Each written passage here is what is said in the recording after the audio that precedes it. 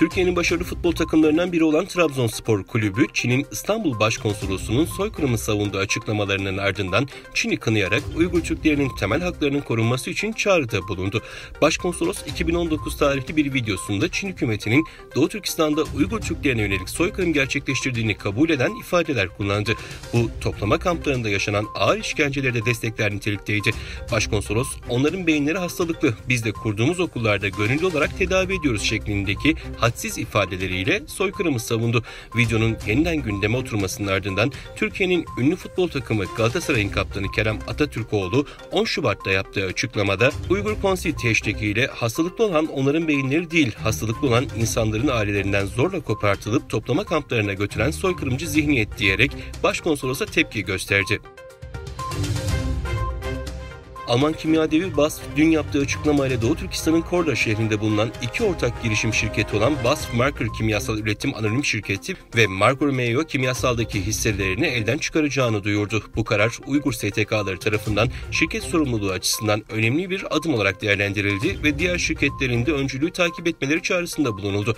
Alman medya kuruluşları Der Spiegel ve ZDF'nin 2 Şubat 2024 tarihinde yayımladığı ortak araştırma, BASF'ın Çinli ortak şirketinin çalışanlarının 2018 ve 2019 yıllarında Çin devlet yetkilileriyle birlikte Uygur hanelerine yaptığı ziyaretleri ortaya çıkarmıştı.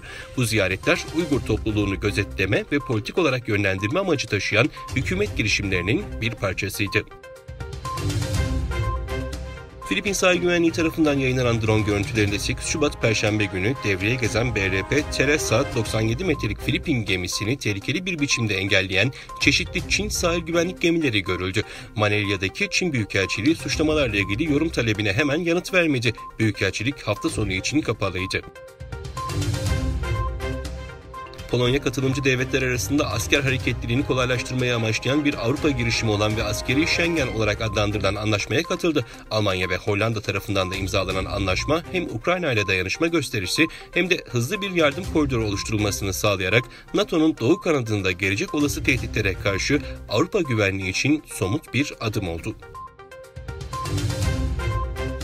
Avrupa Birliği Dış İlişkiler ve Güvenlik Politikası Yüksek Temsilcisi Borrell, Refah kentinde 1,7 milyon Filistinli'nin kaçacak yeri olmadığını, Refah'a saldırmasını engellemek için İsrail'e baskı yapmaya devam edilmesi gerektiğini söyledi. Öte yandan Ajans Press'e konuşan Mısır hükümet kaynakları, İsrail ordusunun Gazze'nin Refah kasabasına girmesi durumunda İsrail'le olan Camp David Barış Anlaşması'nın askıya alınacağını söyledi. Amerika Birleşik Devletleri Ticaret Temsilciliği dünya çapında taklit ve kaçak ürün ticaretiyle ilgili 2023 yılı konulu raporunu yayımladı. Hazırlanan raporda Çin'in 2023 yılında kaçak ürün ticaretinde dünya çapında 1. sırada olduğu bildirildi. Ayrıca ABD gümrüklerinde ele geçirilen kaçak ürünlerin %75'inin Çin menşeli olduğu belirtildi.